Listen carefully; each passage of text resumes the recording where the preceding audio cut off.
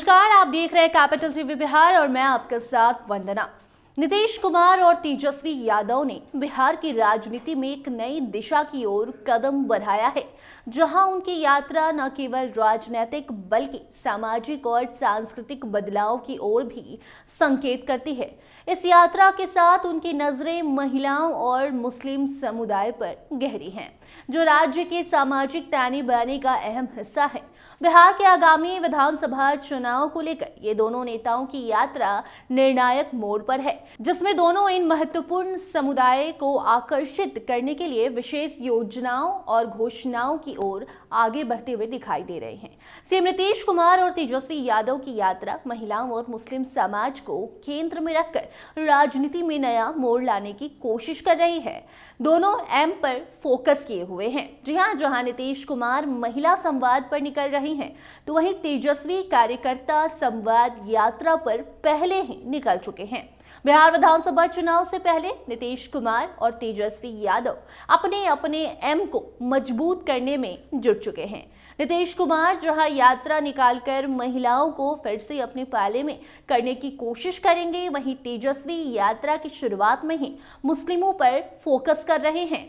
नीतीश कुमार, जो बिहार के मुख्यमंत्री के रूप में लगातार तीसरी बार सत्ता में है, हमेशा से ही महिलाओं और मुस्लिम समाज के उत्थान के लिए कई योजनाएं भी इन्होंने बनाई है। उनकी राजनीति का एक बड़ा हिस्सा सामाजिक न्याय और समावेशी विकास पर केंद्रित है। महिलाओं के लिए बिहार सरकार ने कई अहम योजनाएं लागू की हैं, जैसे बेटी बचाओ बेटी पढ़ाओ अभियान, महिला सशक्तिकरण के लिए 50% आरक्षण और महिला थानों की स्थापना भी बिहार में हुई है। इन योजनाओं के जरिए नीतीश कुमार ने यह संदेश दिया है कि बिहार सरकार महिलाओं के अधिकारों और उनकी सुरक्षा के प्रति काफी ज्यादा गंभीर है। वहीं मुस्लिम समाज को भी नीतीश कुमार की योजनाओं से बहुत उम्मीदें हैं। 2015 में नीतीश ने मुस्लिम समुदाय के लिए मुख्यमंत्री विशेष शिक्षा योजना शुरू की थी, ताकि उन्हें बेहतर शिक्षा के अवसर मिल सके। इसके अलावा बिहार सरकार ने मुस्लिम महिलाओं के लिए सशक्तिकरण योजनाएं लागू की हैं, जैसे कि मुफ्त शिक्षा और स्वास्थ्य सुविधाएं।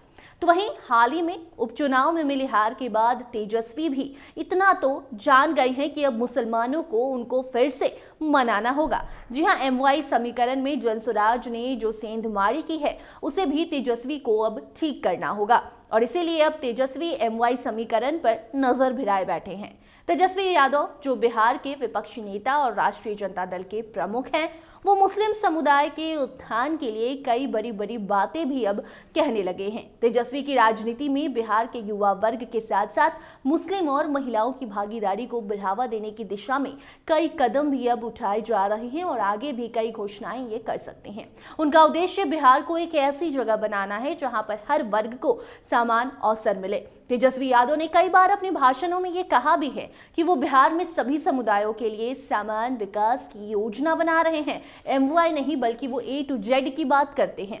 तेजस्वी यादव ने मुस्लिम समाज के बीच अपनी पैठ को बढ़ाने के लिए कई योजनाएं भी अब बना ली हैं, जो जल्दी घोषणा करेंगे।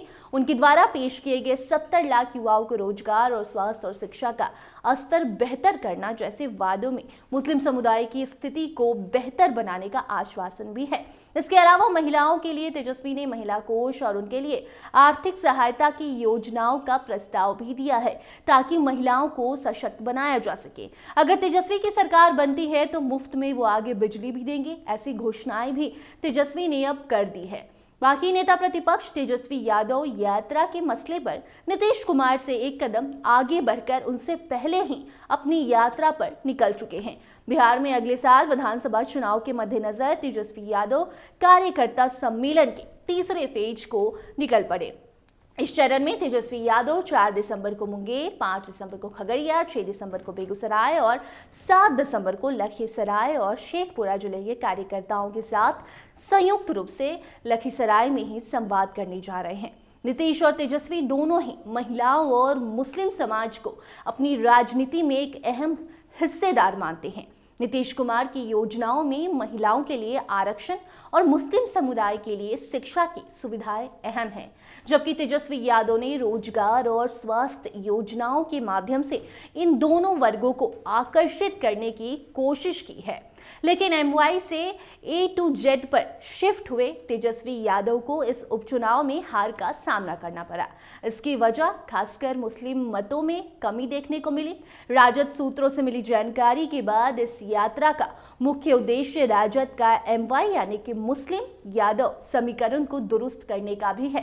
एमवाई के बिखराव ने राजद से उसकी विरासत वाली दोनों सीट यानी कि बेलागंज और रामगढ़ उनके हाथ से छीन लिया है। इसलिए राजद का चुनावी मूल मंत्र इस बार एमवाई बनने जा रहा है, जिससे कार्यकर्ता सम्मेलन के बहाने एमवाई समीकरण को संजीवनी दी जाएगी। वैसे भी राजद मुस्लिम और यादव लगभग 16 और 14% के 30% वोट पर कंसंट्रेट कर चुनावी राजनीति को आधार देना चाहती है। तो वहीं नीतीश कुमार भी महिलाओं के वोट बैंक को बचाने में लगे हुए हैं। नीतीश कुमार ने शराबबंदी महिलाओं के कहने पर ही लाया था, पर शराबबंदी को लेकर नीतीश कुमार सबसे ज्यादा आलोचना के शिकार भी हुए।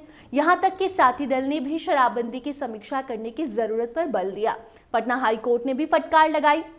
जदयू सूत्रों की माने तो उस महिला संवाद यात्रा में महिलाओं से ही शराबबंदी को लेकर एक बार फिर नीतीश कुमार फीडबैक लेंगे। अगर ये महिलाएं संशोधन चाहती हैं तो नीतीश कुमार शराबबंदी कानून में संशोधन करेंगे, वरना शराबबंदी ऐसी ही लागू रहेगा।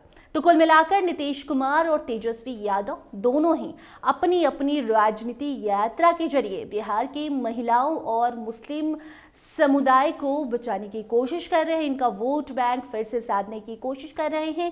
इन दोनों नेताओं की योजनाओं में एक साझा तत्व है, जो कि सामाजिक न्याय और समान विकास है। ये देखना होगा कि आगामी चुनाव में इन यात्राओं का क्या कुछ प्रभाव पड़ता है और ये दोनों नेता किस तरह से अपने लक्ष्य को प्राप्त कर पाते हैं। बाकी अब आगे दोनों ही यात्रा पर निकलने वाले हैं। एक तेजस्वी यादव जो कि पहले से यात्रा पर निकले हैं और आगामी 15 तारीख से नीतीश कुमार भी यात्रा पर रहेंगे।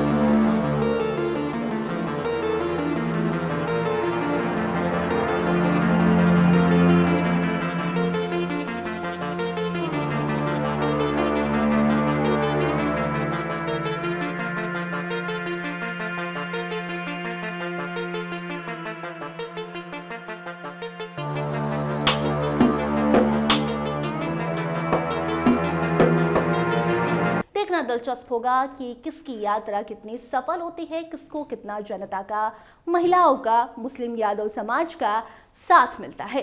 बाकी अन्य अपडेट भी आप तक हम जरूर साझा करेंगे। देखते रहिए कैपिटल टीवी बिहार। धन्यवाद।